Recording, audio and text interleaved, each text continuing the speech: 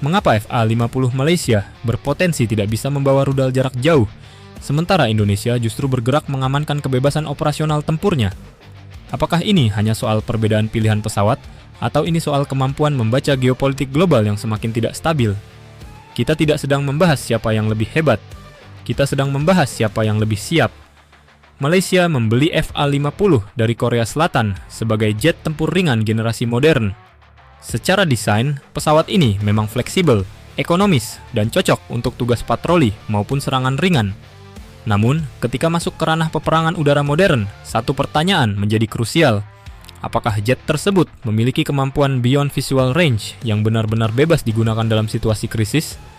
Disinilah nama AIM-120 Amram menjadi sangat penting, dan disinilah geopolitik mulai berbicara.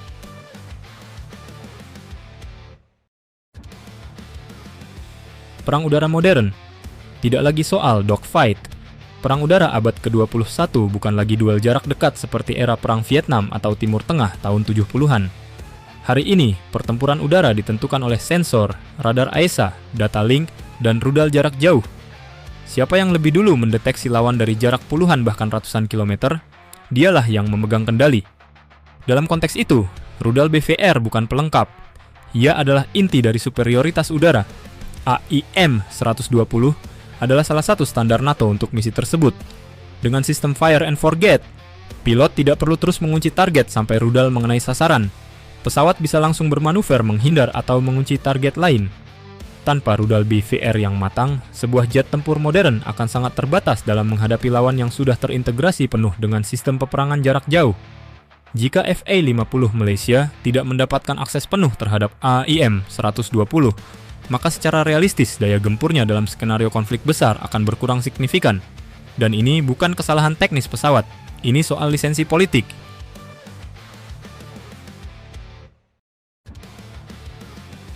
Amerika dan kontrol ekspor senjata. Amerika Serikat memiliki regulasi ketat dalam ekspor teknologi militer sensitif. Sistem seperti AIM-120 berada dalam pengawasan strategis. Setiap transfer harus mempertimbangkan kepentingan Washington, stabilitas kawasan, dan dinamika hubungan diplomatik. Artinya, meskipun suatu negara mampu membeli platform, belum tentu ia mendapatkan kebebasan penuh atas seluruh sistem persenjataannya. Inilah yang sering luput dalam perhitungan awal. Ketergantungan pada satu sumber utama bisa menjadi kelemahan strategis ketika situasi global berubah. Dalam dunia yang semakin multipolar, kebijakan bisa berubah cepat mengikuti kepentingan nasional negara pemasok. Dan ketika keputusan politik diambil di Washington, negara pembeli tidak punya banyak ruang untuk menekan balik. Disinilah risiko strategis itu muncul.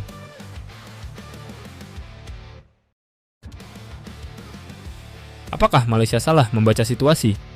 Pembelian FA-50 mungkin dilandasi pertimbangan efisiensi dan kebutuhan jangka pendek. Namun dalam perspektif jangka panjang, keputusan alutsista harus mempertimbangkan skenario terburuk. Bagaimana jika terjadi eskalasi regional? Bagaimana jika tekanan diplomatik meningkat? Bagaimana jika akses terhadap persenjataan utama dibatasi? Jika semua kemungkinan itu tidak dihitung secara matang, maka risiko seperti ini bisa muncul.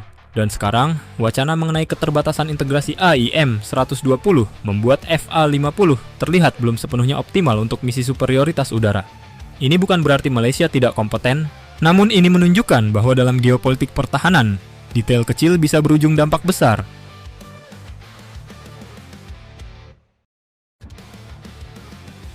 Indonesia cerdik memilih diversifikasi. Di titik inilah Indonesia mengambil pendekatan berbeda. TNI Angkatan Udara tidak hanya mengandalkan satu poros kekuatan global. Indonesia tetap mengoperasikan F-16, tetapi pada saat yang sama mengamankan kontrak dengan Prancis melalui akuisisi Dassault Rafale.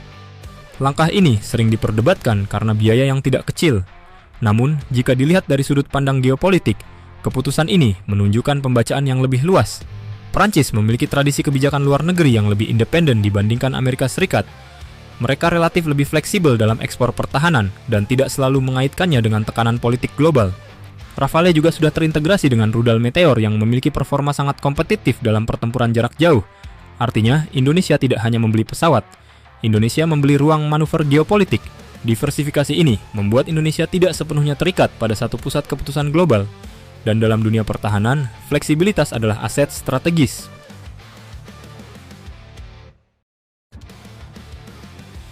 Perbandingan strategis yang lebih luas. FA-50 adalah jet tempur ringan yang efektif untuk misi patroli dan dukungan udara. Namun Rafale adalah multi-role fighter generasi 4,5 dengan radar AESA, sistem peperangan elektronik canggih, dan integrasi penuh dengan berbagai jenis rudal jarak jauh. Perbandingan ini bukan tentang siapa yang lebih murah. Ini tentang siapa yang memiliki kebebasan penuh untuk menggunakan seluruh potensi tempurnya tanpa hambatan politik mendadak.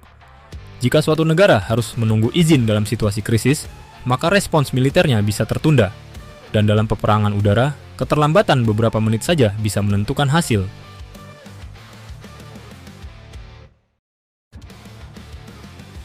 Siapa yang lebih siap menghadapi ketidakpastian? Kasus FA-50 Malaysia adalah pengingat bahwa kekuatan militer bukan hanya soal platform. Ia adalah kombinasi antara teknologi, akses senjata, dan kebebasan geopolitik. Indonesia tampaknya belajar dari pengalaman masa lalu, termasuk embargo militer yang pernah terjadi. Diversifikasi bukan sekadar strategi pembelian. Ia adalah strategi bertahan hidup dalam dunia yang tidak stabil. Karena pada akhirnya, ancaman terbesar bukan hanya musuh di udara, melainkan keputusan politik yang bisa membatasi kemampuan tempur ketika dibutuhkan. Dan disitulah perbedaan mendasar muncul antara negara yang sekadar membeli jet tempur dengan negara yang membangun kekuatan udara yang benar-benar mandiri dan siap menghadapi segala kemungkinan.